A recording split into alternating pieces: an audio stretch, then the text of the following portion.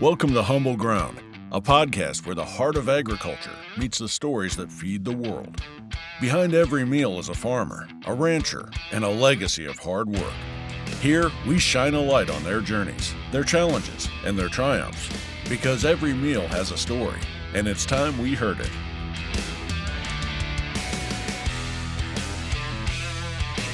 Hey everybody, welcome to the next episode of Humble Ground. We're always looking for great stories. This one happens to be pretty close to where we're from. Manhattan, Kansas is where we're at today.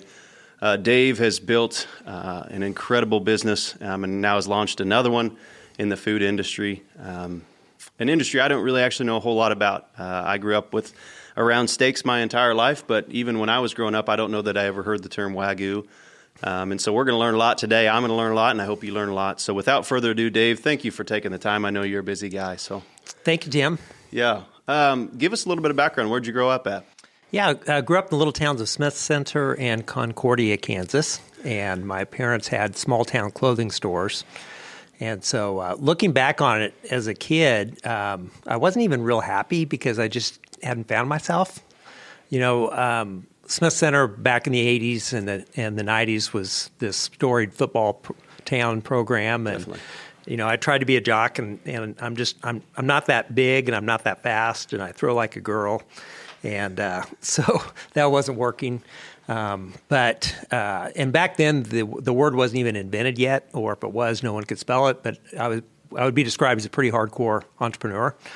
And so my first business when I was 7, I borrowed $20 from my mom to start a worm farm. And really, I've had a business or a series of businesses since then. So I just love business. No, it's awesome. I followed you for years and years and years. And like I said, we were talking earlier, and you and my Uncle John co-teach, or however that works, entrepreneurship class at K-State. And so and he's always raved about you. And so I looked up. And so how... You started a company, GTM, is that right? How'd you get to that point? Obviously, you went to college at some point and whatnot, but was that something that was always in the back of your mind? How'd you get to your first larger business? Obviously, that one was a big one. Well, when I came to K-State as a junior, so I went to Cloud County Community College and just lived at home for 2 years, and then came down to K-State, joined a fraternity.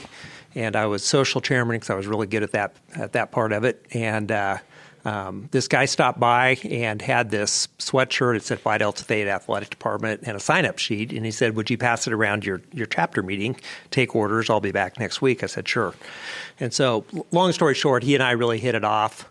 And he approached me with the idea of when I graduated, buying half of his business. At the time, it was called It's Greek to Me.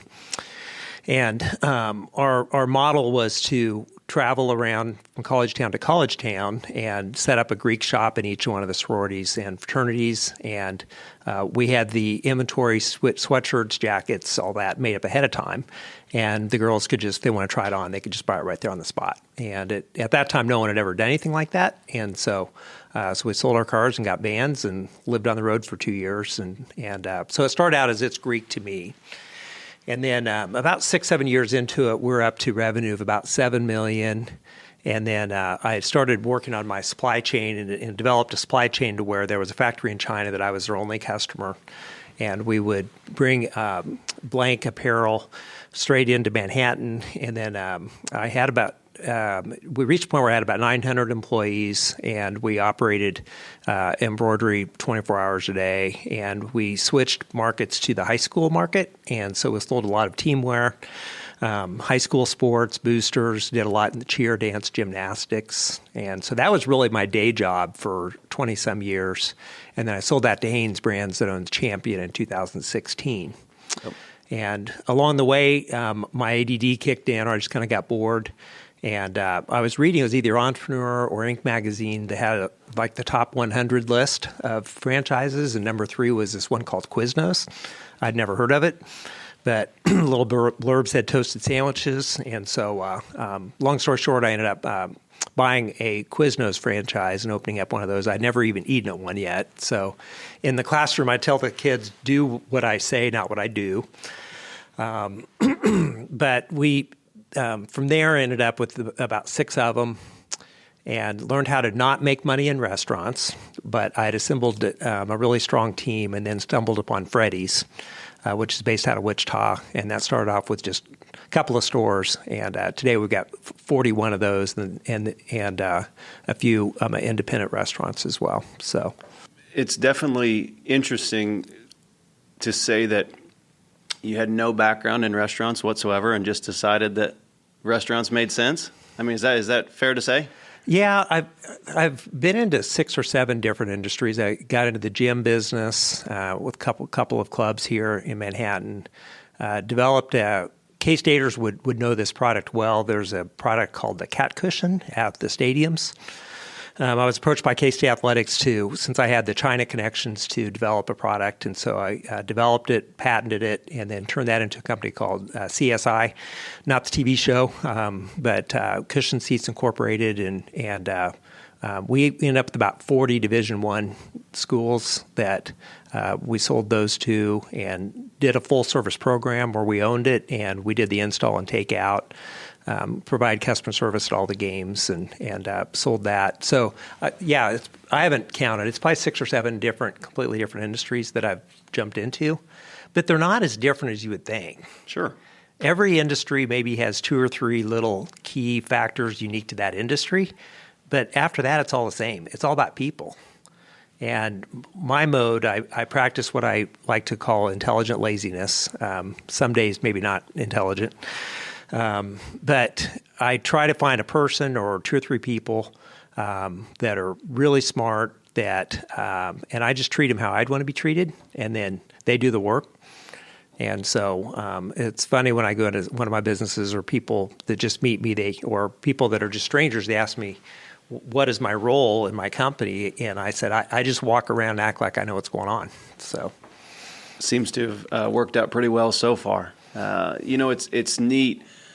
I had started following you years ago, and so I knew about the Freddy's and I knew about GTM and then selling to Haynes, and it was so neat to say, you know what, man, this guy just keeps doing it, right? What keeps going on, and this will lead into the next segment, which is obviously what we're here to talk about, but what keeps driving you? I mean, you've been successful. You've done a lot of great things. What keeps driving you? I think that's a great question, Tim, but it's hard for me to answer because it's all I've ever known. Even through junior high school, I love business. And, I always liked making money. For me, it's much more than that now. It's about watching growth. It can be growth in numbers. Certainly, it's growth in people. And, my latest business, I love seeing calves, and I like watching cattle grow. And so I don't know. Maybe I'm too close to it, but I don't. I have been described as a curious person. When I see any business or industry or anything, I'm just always curious, and so usually that's what starts it. Yeah, and it's cool. Everybody probably watching this far is probably a little confused as to how this fits under Humble Ground, but I wanted to get some backstory. I had kind of known your backstory and again followed along for a long time, but you have decided actually out of the restaurant business. How did Booth Creek come about as to what we're here to talk about, which is ranching at its finest? Sure. How did that idea come to be? Is that something that you had thought about for a long time? Is that an opportunity that came up? So just for the audience, Booth Creek is a vertical Wagyu beef company. And it started out as 7 or 8 years ago. I have an uncle that lives over by Abilene that was raising Wagyu in the seed stock business. And I'd never even heard of it. I didn't even know how to pronounce it. And I ended up buying a half a beef from him. And once I tried the beef, I knew one thing. That's what I was going to eat the rest of my life, as much as I possibly could. So it was just 5 years ago, right about now, that my mom called and said that Vince was backing down on his herd size. And I already had the land. I had about a 1,000-acre ranch just north of town that I had bought for the deer hunting. And just like so many people that are naive about ag or any business, I thought, well, wait, I love the beef. And I've got I've got grass, I've got water, it's fenced. How hard could it be? I'll just go buy a few cows, and then my family and friends can always have great beef. I mean, that's where it started. So it was May 6th of 2020 that I bought 10 older Angus cows from him that already had calves that had been bred by Wagyu bulls. They were known as F1 calves. And that's how it started. And so that was May 6th of 2020. And then he said, well, you're going to need a bull now to cover those cows. And he was having an auction the following month. And so I went to that auction planning on buying one bull, spending $4 or $5 grand. And by the end of the auction, I had drank the Kool-Aid, and I bought 2 bulls and 4 cows and 28 embryos and spent like 50 grand. And then I thought, well, what am I going to do with them? So I spent the rest of that summer just studying the industry and determined that there would be the opportunity of creating a vertical Wagyu beef company right here in the Midwest. And so that's really what started it all. It's impressive. And what a time to start a business, right in the heart of COVID, which at least this is a business that got you outside and it got you doing something different because you really didn't have any ag background at all. No. Nope. But thought you'd take a chance. And I think it's so cool to talk to, like we were talking earlier, we talk to a lot of people that are 4th, 5th, 6th, 7th generation, and we talk to some that are first generation, and it's really hard to just go into something because you haven't figured this out, and you haven't figured this out, and you haven't figured this out, but you know there's an opportunity, and you know you're passionate about it, and that seems like what you were. So what was those first few months like after the summer where you did your research? What was the plan then? Was it still going to be to just sell to family and friends, or had you bigger picture? No, by August of that year, I was like, I really love what I see, and so to be vertical, I thought I'm going to need to control the processing part of it, and so by January 1, I had a small processing plant bought in Riley. But I just had conversations with people, and that first 2 years, every meeting I had, I was the dumbest guy in the room, and I knew it, and they knew it, but I just love learning. And back to your point about we have folks that are multi-generation in the industry. For me, coming from the outside, certainly it's had its drawbacks. I had one guy tell me, he said, Dave, you're going to fail because you didn't grow up raising cattle. There's no way you're going to figure this out. It's way harder than what you think. But then I also wasn't burdened with, well, this is how we've always done it. Sure. So I asked a lot of dumb questions, and in learning the answer, then it kind of helped me put together a model, I think, that's probably a little bit different. So, but I think that comes back to the name of this is humble ground, and you're very humble in saying that I didn't have the answers.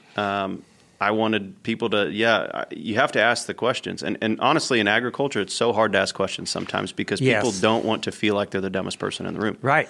But there are a lot of people out there that are willing to help you. There's a lot of people that are going to doubt you, as I'm sure you've seen. But it's awesome that, you knew there was an opportunity. So the processing, it's funny you bring that up. I've got a couple buddies that do great beef. They sell them off the farm, locally, say in their 50-mile radius, and do really well. And I always bring it up to, obviously we understand marketing. And so I said, why don't you sell that online? I said, you got a great story, got a great product. Why not? And it usually comes back to the processing is the piece that really is difficult, whether that be I can't get the spots, it costs too much, it's hard, and so was that the thought is if we're going to make this work, the processing, we have to control that piece of it? Exactly. Okay. Exactly. And the other thing was processing Wagyu is much different than regular cattle. Explain that, yeah. Especially on what we call full-blood Wagyu, which is 100% Wagyu genetics. The marbling is 30 to 40% versus everyone runs around and talks about how great USDA prime is, which is like 12 to 15%. So the whole steer or cow is a steak, but you've got to know how to get it. And so I ran into a guy that he's a 4th generation butcher out of Japan, and I've had him over twice now in our plant, just teaching us how to do that. We had to convert the plant from state inspected to USDA. And the guy that sold me the plant, he said, "Oh, it's easy." He said the rules are really the same. And for 18 months, that was our biggest nightmare. And I've dealt with a lot of regulatory in my other businesses. This was the worst. Really? They visited our plant 5 times, and at the end of each visit, they would say, "You're not ready yet." And we'd say, "Okay, what do we need to do?" And they'd say, "You're in the industry. You're supposed to know that." So what I learned later is that the guy wanted to retire, and he was having troubles getting help. and they didn't want to put us on the circuit because they didn't have the staffing for it, and so that part was a big challenge. But I think we've turned it into probably one of our key points. We now process for about 12 to 15 other Wagyu beef companies. Because we have animals coming in from lots from Texas, North Carolina, Indiana, Colorado, Oklahoma, because we know how to cut them up, and we also package them better. You're going to spend twice as much time raising a Wagyu as you are a regular commercial cattle. They were never designed to be eaten. They're not beef animals, and so having packaging that reflects that and the cuts is, a pretty big deal. So, is that something when you started the processing you thought you would ever, essentially be the butcher for other companies? No, and that's led to other things too. Looking back on our journey, I realized at one point that our pain points for our beef company weren't just us; they were industry pain points. And by far the biggest one in this industry that I see compared to a lot of other industries is how do you manage your supply chain? I remember in 2022, our ranch manager came to me and said, Dave, how many pregnancies do we need this month or this year on the ranch? And I thought about the question, and I thought what he's really asking is what does our beef supply need to be 3 to 4 years from now?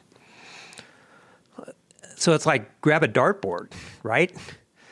So what we've come up with is a solution where we custom feed for other Wagyu producers, and which is also a very underserved industry. A lot of people, typical user story, I talked to a gal from Oklahoma that they were fourth generation Angus. They were in Vegas. They ate the product. They loved it, went out and bought a few wags, started dropping calves, and then they're like, what do we do with them now? And you can't feed them like commercial cattle where you're looking for 4 to 5 pounds a day. We push for about 2.5 pounds. The rations are different. It's much, much different. So our value proposition that we've built today for other beef companies is bring us your calves, and we'll feed them out for you. When they're ready, we'll schedule them over at our plant. It's 20 miles away. Get them over there. And then the next thing that was missing was a good grading system. And so after we get the hides off, we get the carcasses chilled, we cut in between the 12th and 13th rib of the ribeye. We take a picture of it. It goes up into the cloud over into Japan, and they grade it out for us. And they send back the data that has the percentage of marbling in it. And that's a big deal. And within the industry, people that are buying and selling fats, in the Wagyu industry, buying it and selling a fat, that's a terrible way of buying an animal because you don't know what's underneath the hide.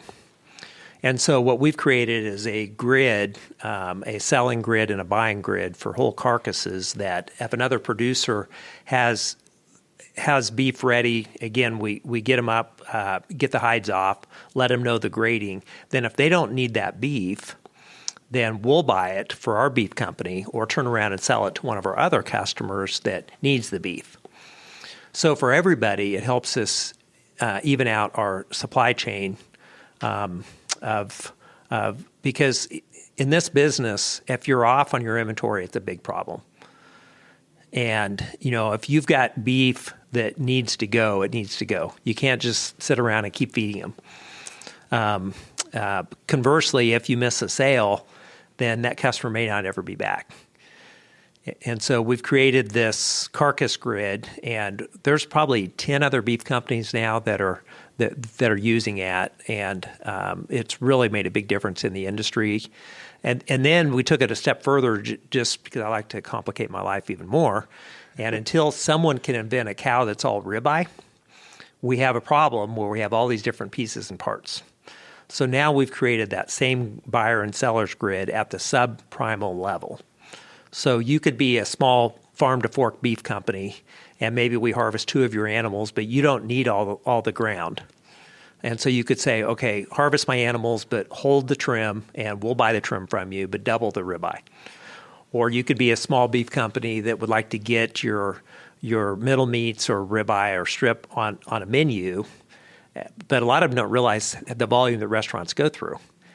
And if you're going to get it on the menu, you better have a robust supply. And so now those other beef companies can call us and order out a case of ribeye roast, and because we're USDA, we can cut it and package it to their specs. It goes out as their product. And so it's helping everybody even out their supply and demand. Now, that part, when I first started the company, I had no idea that we were going to develop into that. And we just rolled out the carcass grid a year ago. We just rolled out the subprimal grid about in May, and both of them are going really, really well. No, it's cool. We walked into the location and to see the board on the wall, and then all your cuts have BC 10, 20, 30, 40. Yeah. Explain what that measurement scale is for somebody that doesn't understand that. Yep. So a lot of companies out there, they'll have their own grades. They'll have like a gold label or a black label, but you really don't know what that means. So we tie everything back to the digital marbling percentage. And so if it comes back and it scores, let's say, at 38% marbling, that would be what we would call our BC 30 grade. And so a 30 grade would be marbling between 30 and 40%. BC 40 is going to be north of 40. Incidentally, some people have heard of Japanese A5. That's 42.5. So, and we don't have that many of ours that do score in the 40, probably 1 out of 5 or 10, but we are capable of producing A5 here in the U.S., which is pretty cool. But so we have our BC 10, 20, 30, 40 grades. And so when you come in and look at our ribeye section, you can see the marbling. And it's funny to me when people walk in to the store and they argue about Wagyu. It's like arguing about coffee or beer or wine or cigars or anything else. It's based upon your own taste buds. No one's wrong. So what we're trying to do is help people dial in, and our slogan is changing how America eats their beef. That's a very boastful statement to make in the United States, and that. But this is what we mean. We take it a step further on our label. It's printed the exact marbling percentage. And so I tell my friends when they come in and buy steaks, I say, snap a picture of that label because you're not going to remember it. But over time, you can dial in to the exact kind of beef that you would, just like wine or cheese or anything else, to where maybe you like, last night, my family and I, we had some other family over, and we had KC strips and a ribeye, and they were about 18 to 25% marbling. And at that rate, it's going to remind you of the best steak that you've ever had. It'll just be a little more tender, a little juicier than any commercial beef that you've ever had. But like a 35 or 40% marbling, that's a lot different. And those people that have never tried Wagyu that try like Japanese A5 for the first time, they're like, it was amazing. It just melted in my mouth, but it's different. And so that's what we're trying to do, is bring this transparency.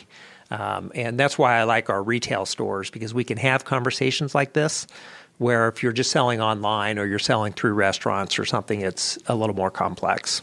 And I think that's a perfect way to put it. You were nice enough to cook us up some samples when you first came in. And actually, that's really neat about your stores is it seems like you're super open to doing that, because people probably don't know. Or they went to a bar one time and they had a Wagyu burger. That was the first time I'd ever had it. Or, they were in Vegas and they got some, well, how were they to know what percentage that was? And it seems like a very big spectrum of percentage. And so I think that's neat that you're really bringing a lot of education to that piece, so that you can dial in what you like. It's no different coffee. People like black coffee. People like my wife puts in. I make a cup of coffee and she takes 2 little scoopfuls and puts it in and considers it a coffee. And I said, well, you're pretty well just drinking sugar or whatever it is, at that point. Yep. But it's the same thing. And that piece we had melted in my mouth. People might not like that. People might love that. So it's cool to see how that's evolving. When you get past the, hey, we're going to, be the butcher and we're going to do that, did you always have in mind that you were going to open up an actual physical brick and mortar location? I didn't. Originally, we were just going to sell e-com. And then I was kind of interested and curious about farmers markets. And I talked to some people in the industry, and they said, farmers markets are are a good channel. They said you can average about, $1,000 maybe at a farmer's market. They said they're a lot of work, but it's a good way of, exposing your brand. So we did our first farmer's market in March of 21. And I've got a buddy, he and his brother started Yeti Coolers, that was telling me about a grill that would sear a steak in 45 seconds from the top. It's called an auto grill. There's a lot of different brands out there now. But I bought one and I took it to the farmer's market. And at that time, and I didn't even have my own beef yet. So I was buying fats from other people. And I had this, what's known as a full blood, 100% Wagyu genetics that, looking back on it, it would have graded probably at a BC 40 grade. But we took the eye of the round, which typically is not a great steak, and we cut it up into steaks, and we sampled that. And it was so much fun to watch people walk by, and we'd offer it to them. And especially if it was like a traditional Angus guy, because they're always a little cynical anyway. And so they'd take a bite of it, and they're like, what cut is this? And we'd say, that's the round steak. And they're like, you're kidding, They just assumed it had to have been a ribeye. And then we would say, and it just so happens that we have them on special, 2 round steaks and 2 pounds of ground beef for $47. And 80% of the time, and I watched, they would just say, okay, I'll take it. Really? So that exposed me to the idea of sampling. Because if you've not had Wagyu, it's just hard to describe it. You walk in and all you see is a fatty steak for $85. Are you kidding me? Who would do that? And then you try it, you're like, oh, okay. Now I get it. So that's what led me to thinking on our e-com, and we used to be across the street, and we would open up for a couple hours a day just for people that wanted to kind of come in and pick it up on their own. That led me to thinking, what if we created a specialty retail store that was all about this, that could offer the education and the training and the selection. And so we decided to start that in Manhattan. We opened 3 years ago in December. I share with people that if my goal was to open one store and have it be profitable, Manhattan, Kansas wouldn't have made my top 50 or 100 or maybe 300. But I wanted to try it here just so we could continue to tweak it and tweak it and tweak it.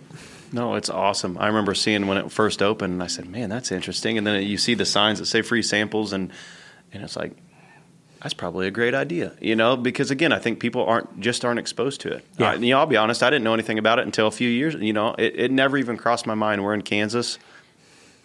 No, it never was. It wasn't even talked about. And so, how has it been? Like you said, for other cattle ranchers that come up to you, is it mostly receptive? I'm sure you get a lot of backlash too, but you get both. If you look at a Wagyu cow out in the pasture, most of your true herdsmen are going to say that is the ugliest cow I've ever seen. There's no hind end. And, so there's a fair amount of that, but, and maybe it's an age thing. We get, some younger guys that don't necessarily want to do it the way that their grandpas did. They're not against it, but they're also not against looking at other opportunities. I would say it's some of each. Just one quick story. That first year, I mentioned those 10 Angus cows, and at that point, my ranch was it was about 2,300 acres, but it had been for deer hunting. I didn't care about fences. I didn't care about grass. I was fine with cedars. I was fine with brush. And so out of my whole ranch, we only had this 100-acre pasture that was fenced well enough to hold cattle in. So I bought these 10 Angus cows with calves in May, and which was fine. Well, after I went to the auction and I bought those other 2 bulls and 4 cows, and then I just went nuts that summer. There was this little group in Arkansas that I bought that was 20-some, and then this other group. And by the end of the summer, we had, I think, 60 or 70 head on this 100 acres. And if you're familiar with grazing in the Flint Hills, the stocking rate is maybe 1 cow or cow-calf for every 6 or 7 acres. There wasn't a blade of grass on the place. And so the neighbors that had heard that Dave Dreiling was getting into cattle were like, yeah, this is going to be fun, grab some popcorn. And then they look at my cows and they're like, oh boy, they are ugly. And then I didn't even know how to graze because or they didn't think that at that time I probably didn't anyway, but we way overgrazed that pasture because that was the only one that I had. So for someone that understands, like you had mentioned earlier, most people feed and it's 4 or 5 pounds a day gain. Why is Wagyu so much less? Is it takes longer to marble that way? For somebody that doesn't, I understand cattle, but for somebody that doesn't understand cattle that's listening, why does it take so much longer? And is that how long is that on average? Sure. You can push them. You can put implants in them. You can feed them a hotter ration. In the commercial industry, you would plan on steers being ready at usually 16 months or so, right? The standard we use for F1s, which would be a Wagyu crossed with either beef or dairy, would be 24 months. And then on our full bloods, the industry standard is about 30 months. And we could get them there quicker, but the old adage is the marbling comes at the end, and it's true. So there really doesn't make sense to try to push them too much. They were designed as work animals through the centuries in Japan. They're out pulling carts every day. So they needed a lot of energy and stamina, and that energy was stored as fat within the muscle. It's what we call marbling. But if you push them, you're just going to get more, back fat, and so it just takes time. No, that's awesome. Is it a similar ration to what traditionally would be fed? It would be a little bit higher protein, and then roughage, less carbohydrates. We use a series of 4 different rations. We like to get the rumen developed. We like to get those calves on creep. If we could stuff a bunch of grain down a calf on day 1, we probably would. But that probably sounds bad, but you guys know what I mean. So. And then Wagyu traditionally are not great milkers either. They didn't need to be. If you go back to Japan, when those cows would come in and have a calf, those cows went back to work the next day. Every calf was bottle raised in a barn. And so over the centuries, they didn't need to be great milkers. And so we like to wean our full bloods at about 3 to 4 months. And then we use a pretty heavy silage-based diet. We love silage. And then, just take them from there. Now, you can do a grass-finished product with Wagyu as well, and it is pretty amazing. It's going to take you 6 to 12 months longer. Yeah. So it's so interesting to talk about. Yeah, just differences in because I know a bunch of people listening would have those questions. Let's talk about today. What do you have? 4 locations? Is like 4 brick and mortar locations? Is that correct? Right? Where are those all at? We have the original meat market here in Manhattan, and then we have one in Wichita, and then we just opened up our second location in Kansas City. So, and is that a plan that you're going to just continue to stay on the brick and mortar path too? I think so. We're still waiting to see how the financials do. It's been interesting. Our sales this last year in Manhattan, which was our 3rd year, I think we're up about 22% from the year prior. And so we're still seeing growth. We've struggled a little bit. People don't know what we are. I've heard us described as like a jewelry store for beef. But, and going back to the point that you made, I know when I first started, even at that first farmer's market, we would offer someone a sample of, or I would ask them, have you ever had Wagyu? And half the people would say, what? Hadn't even heard of it. So this is all new. So I think with our meat markets, what we're paying attention to is that the people that come in and buy, they're coming back. And, well, first of all, people that walk in our door, over 90% end up buying something. And then once they do that, they're coming back and they're telling their friends. And so for me, this bricks and mortar, it's not just a retail model. When you think about, let's take Austin, Texas, for example. So if I were to put a store down there, then not only I can sell retail, but if I wanted to work farmers markets, then I've got the people and the staff and the beef down there. If I want to start shipping my Texas e-com orders out of my Austin store, so it's a 1-day ship, I can do that. If I want to start servicing the restaurants in Austin, I've got a point of distribution. So part of this for me was thinking through what I'm calling our decentralized distribution model. Instead of having a mountain of beef in Manhattan, give me a store in Orlando and Atlanta and Texas and Vegas, because I'm getting the beef a lot closer to my customers. So those that want to come in and buy from retail, that they can. We've played around in the restaurant world. We do a lot of delivery through DoorDash. Also in our stores, we have fresh and frozen. Yep. And so with our fresh line, you could literally be sitting on your sofa at 5 o'clock and say, what am I going to have for dinner? And you could order from us for delivery and go light your grill in 20 minutes. We're going to have a steak in front of you. Even Amazon can't do that. So that's awesome. So those are just some of the different things that we're thinking about when I think about retail. It's not just that bricks and mortar. Sure. No, and I think you're right. I think there's still always going to be educational piece to it. But again, I think if you can make a customer, ideally it's a customer for life, or it's a customer that's going to go tell their friends about it. As you know, this is a much different, in my opinion, much different model than, what most people are used to is, I buy a half a beef from this person, or I buy a full beef, or a quarter, or whatever, or a bundle.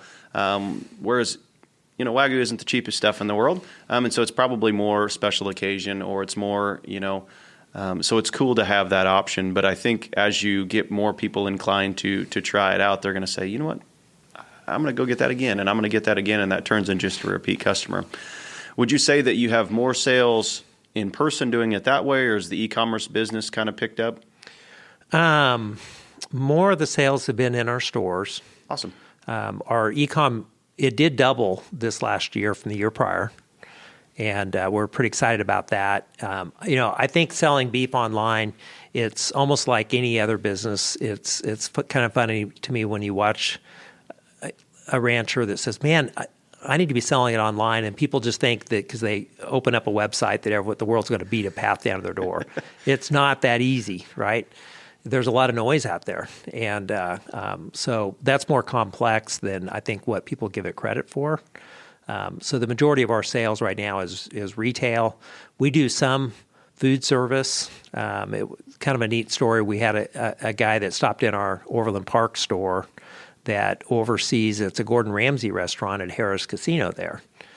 And he walked in and saw what we do and was like, okay, these guys know what they're doing with Wagyu. And so he called us and said, I really want you on the menu. And we dated for 6 months. I kind of played hard to get. I said, look, I don't think we're ready, because they wanted to put the filet and the Denver on the menu, and it was going to take up all of our production.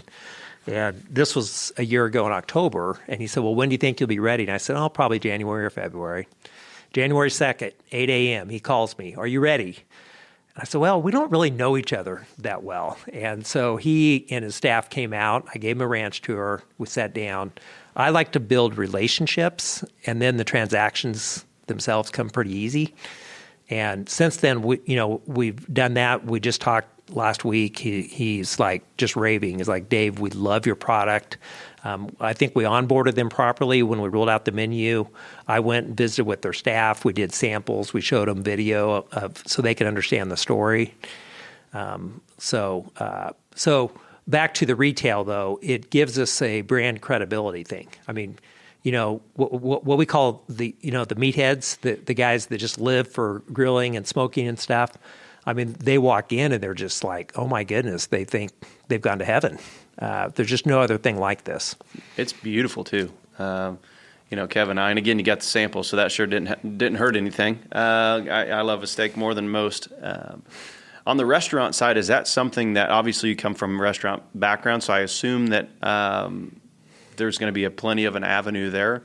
Is that something that you really dove into, or is that something you're trying to figure out some of those relationships before you run? Because again, it is kind of to me, it seems like it's relatively new. I know it's been around for a while, but you just don't see it a ton at restaurants. So not here in the Midwest, but it's growing crazy. I talked to a producer that had been in Vegas recently and had done some research. And of course, now with Google, you can look up every menu. And he took the time and he looked at like the top 100 menus in Vegas. Most of them had Wagyu on it now. Really? So it's growing quickly. Awesome. There's not a lot of U.S. Wagyu supply. There's a lot coming out of Australia, right now. The Aussies are really, really good. I've spent quite a bit of time there on some of the larger farms, and they've been doing this for a long time, and they're really, really good at it. So we're seeing a lot of Aussie Wagyu beef here, and I think we will for a while until the U.S. industry can grow. Yeah.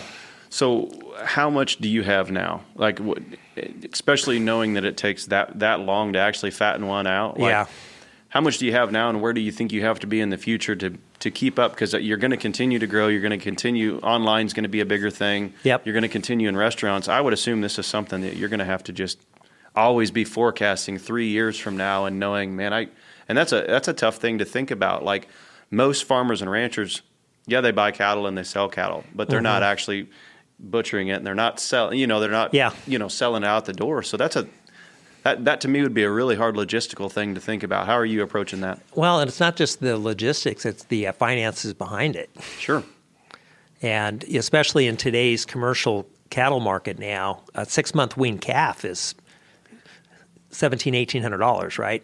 Which 3 years ago we would have laughed at each other thinking that, but that's reality. Yep. So even an F1 calf at 6 months is $2,000, and then you're going to spend another $2,000 and 18 to 24 months.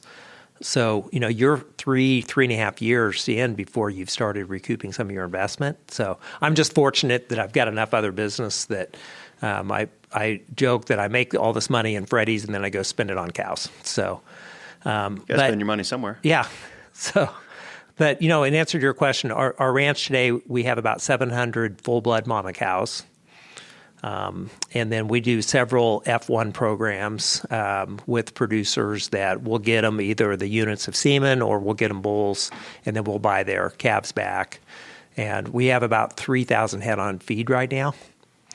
And so we're going to continue growing that. Actually, my supply chain is further advanced than my retail and distribution model. So we look at things on a weekly basis, and currently we have about 25 to 30 per week that are ready to go. My plant can process 20 to 25. And then our beef company, we're selling about maybe 10 a week, and then I'm selling the others to the other beef companies. So. So you've got a bit of a pad right now, but Yep. Future growth, I'm going to guess. Yeah, and the headline for this year will be on the processing side. So our plant up in Riley, Kansas, I've got an amazing team up there, and it's unbelievable what they're able to get done. But it's under 5,000 square feet.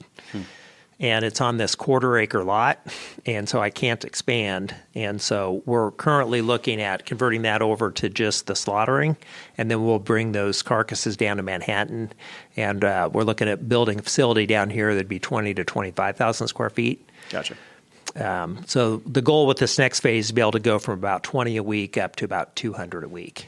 Now, we won't be at 200 for my beef company, but building these plants is not cheap, and it takes a lot of money and time and planning, and I only want to have to do this once, and so I want to build something big enough that I don't have to mess with this again. That makes a lot of sense, though.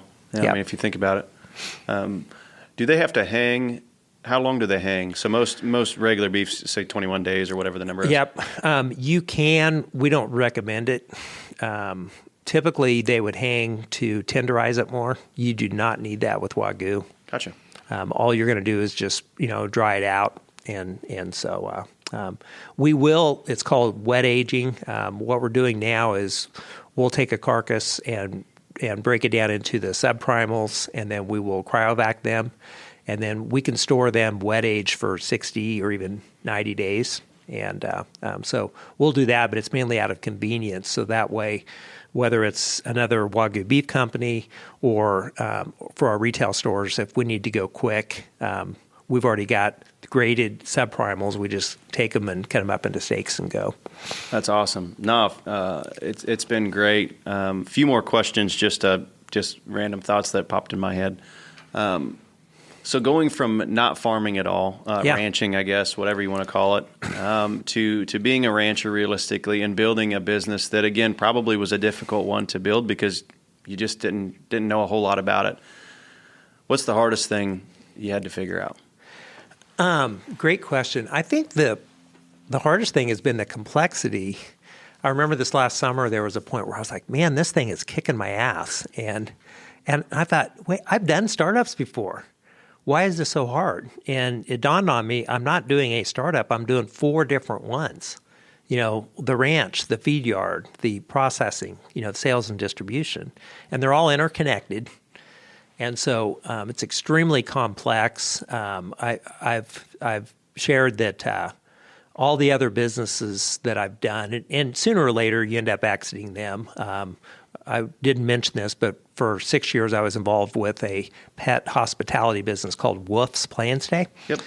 And I think that was 5 years ago or 6 years ago. But we went from 1 to 9 stores in 3 years. And when I get into a business, I would say I get excited about it. My wife, Kristen, would say that I get obsessed with it. I think she's right. If I'm awake, it's what I'm thinking about. And but like I sold all of those last year to private equity, and this business for me, I've heard that the ag industry is a legacy industry, and I always believed it. Now I get it. Yeah. My daughter Morgan, that I'm extremely close with, she and her husband Ben live on the ranch, and they have 2 grandkids, and. Awesome. It's just 15 minutes from here. So my day, every day I look at my calendar, figure out what meetings I can weasel, move around, come up with any excuse I can think of to go up to the ranch and hang out with the grandkids. And my son has been very involved since day one on the meat market side of it. And so out of all my businesses, this for me will be my legacy. This is the one that I will do as long as I'm here on Earth, and it's the one that will eventually get passed down to not only the kids, but some key people that I've brought on. I'm setting this one up for ownership for them. I don't need to own the whole thing. In fact, right now it's we're not making money yet, and so even people that have asked me about ownership, I'm like, trust me, you don't want to own part of this right now. It's a very high fixed cost model. And we're hitting it pretty hard. So, but for me, out of everything I've ever done, I say that this checks more boxes. I joke around with Kristen that maybe someday at my funeral, someone will say, "Did you know he used to piddle around with T-shirts in restaurants?" I'm like, "No, I had no idea. I thought he was this Wagyu vertical beef company guy."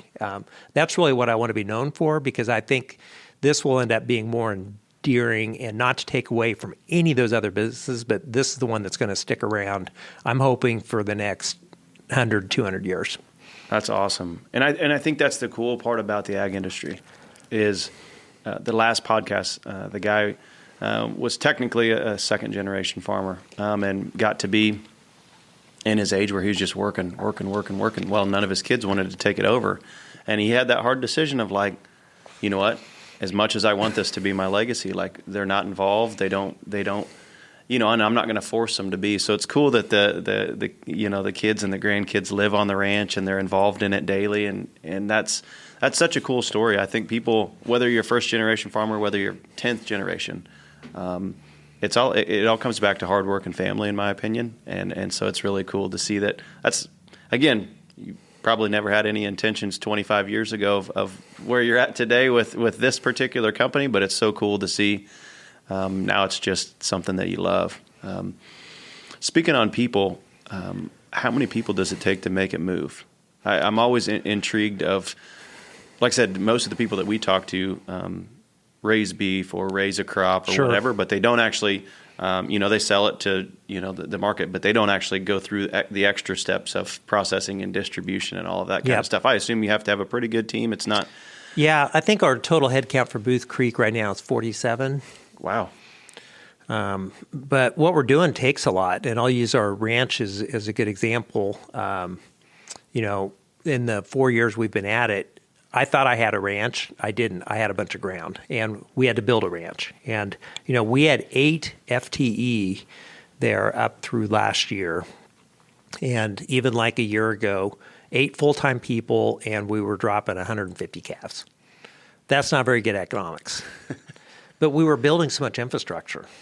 And I would say that everywhere all of my different aspects of it. And so I'm hoping we won't need to add a lot of employees in the next year or so. Right now, we're just focusing in on our SOPs and our procedures and everything like that, so we can start scaling afterwards. Now, with the retail model, we will continue to add employees with that. With our processing, when we go to this new phase 2, I think we'll be a lot more efficient. I think we have 9 or 10 full-time employees up at Meatworks at my processor, and when you're only doing 20 to 25 beef a week, that doesn't seem very efficient. But we're doing a very complex thing here, and so I think as we scale all this, I'm hoping we can grow the size of the company at a faster rate than our employees.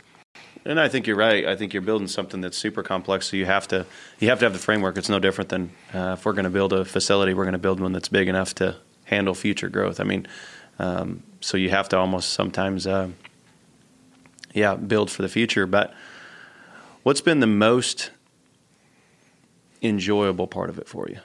Like, again, not knowing that you would even be where you are today, let alone where you're going to be. What's the most enjoyable thing about being an ag business at the end of the day? Well, for me, I don't mind working hard and asking those around me to work hard, but we want to make a difference. So I think of, like, I got a call from a gal, I won't mention her name, but she and her husband are small Wagyu farmers out in Indiana, and her husband has a day job and they want to stay on the farm. And she's got a daughter with a disability. And so she started working at farmer's market and was having troubles managing her supply and demand of beef. And so she tapped into our grid system. And she called me a couple weeks ago and said, Dave, our goal was to sell $100,000 in beef over the summer. Using Meatworks of Kansas and using your system, we sold $160,000. It really changed our lives. That's awesome. They had some things they wanted to do for the kids and for each other and get some bills paid, and it changed their lives. And so, we hear all the time about back to that third, fourth generation sometimes would like to stay on the farm, and then the economics of it aren't very good. I think we've created a system that's going to help a lot of people stay on the farm. Now, we hear our government talk about that all the time. We're actually doing it. I visited with a young farmer that's a neighbor of ours that I think he's third or fourth generation. He's got his own little cow herd, and he's going to switch over and do our Wagyu program, and he's going to make another $100, $200 a calf. And, he said, Dave, that'll be the difference on how I can scale this thing or not. So to me, that's very, very meaningful. It's meaningful when I see our customers walk in and we give them a bite of that, and they're like, oh my goodness, this is different. Or sometimes I get texts and pictures of people that smoked a picanha for their family event, and they're like, Dave, everyone was just blown away. So there's a lot of negativity in this world. I think what we're doing is I think we're adding a lot of positivity to it, and to me, that's pretty meaningful. No, it's awesome, and it's been so great to follow along and see where it's going and have this conversation. Is there anything else you want to talk about the industry, about ag, about? I'll let you have the floor if you want to, and we can talk for forever. Oh, I could talk forever. No, I think we covered it. I really, really enjoyed today. Yeah. Thank you for coming down and all the super questions. No, it's so cool to see. I was actually talking to a guy named Jason Strothman. We were at a ball tournament a couple weeks ago. He's like, man, who you should get on the podcast? And I said, who's that? He goes, Dave with Booth Creek. And I said, well, we're working on it, wow. Logistics. And so I'm going to text him when we get done. He'll be excited. They are cow-calf, they pretty good row crop operation and stuff like that. And they actually raised replacement heifers for big dairy out west. But and he was like, man, I don't remember how he met you, through hay or something. I don't know if they sold you hay, custom hay. I'm not quite sure what the story was, but he's like, man, they'd be really good because I'm really interested to know about their business, because Sure. it is. There's going to be a lot of ranchers that, again, have just done the thing, and it's awesome, right? There's a place for everybody in this in ag, but what you're doing is just different, and so there's a lot of people that are probably just genuinely curious about it. Yeah, and so it's exciting. The biggest thing I would say is if you're curious about it, stop by one of the locations, go to their website, check it out, rather than, bash it, because I'm sure people do that because it's expensive or it's different or that doesn't look right or it looks different than the steak I eat. Yeah. Give it a try. I mean, I that would be what I would say, because I just had a piece of it not too long ago, and it's the real deal. So I should clarify, earlier I made the comment about typical cow-calf guys being cynical. And that sounds derogatory, and maybe it is, but here's my theory as to why behind it. Number one, these guys have seen everything come and go, whether it was ostrich or emu, or it was just the flavor of the month, or so you can get cynical there. Number two, if you think about your typical successful rancher, you talk about self-made, you talk about rugged, you talk about self-dependence. They couldn't call the vet every time a cow had the sniffles. They had to figure it out. And so those very qualities of we can do it on our own, we just add hard work and all that, those are the same things that can cause one to, when some city boy comes along with an ugly cow and says, I'm going to create this vertical Wagyu beef company, I'd probably be the same way. I appreciate the fact that you're open enough to say that, because I'm sure you've dealt with plenty of naysayers and stuff like that. And again, that's ag. There's so much of that. We'll post this, and there'll be people that comment that say that, oh, that's not real beef, or just it's no different. We did Five Rivers, and you want to talk about the amount of negative comments, which I knew I was going to get. They knew they get it. I mean, they deal with it every day. A lot of it was from other farmers and ranchers. It was really surprising to me. And that's just, it's going to happen. Hopefully it doesn't happen too much, but I honestly don't worry about it. One of my favorite sayings is that other people's opinion of me is none of my business. That's fair. It's a great way to live life. I think people get hung up too many times on caring what somebody else thinks about your business, especially somebody on the internet, because anybody with a keyboard can type something that doesn't mean anything. But yeah, if I was anybody, I would check out their website. I'll put links below. Facebook, they do such a great job marketing. Again, their ranch, from what I've seen, is beautiful. I'm hoping to make it out there and check it out. It's a great, it's a first generation, but it feels like you are taking the things and really making it to where it's going to be a multi-generational thing, and I'm excited to follow along for the ride. But I want to thank you so much. I want to thank everybody for listening. Please check out more of our episodes. Again, go follow Booth Creek at all the links below. Subscribe to us. Make sure to leave us a review of what you think, and we'll catch you next time.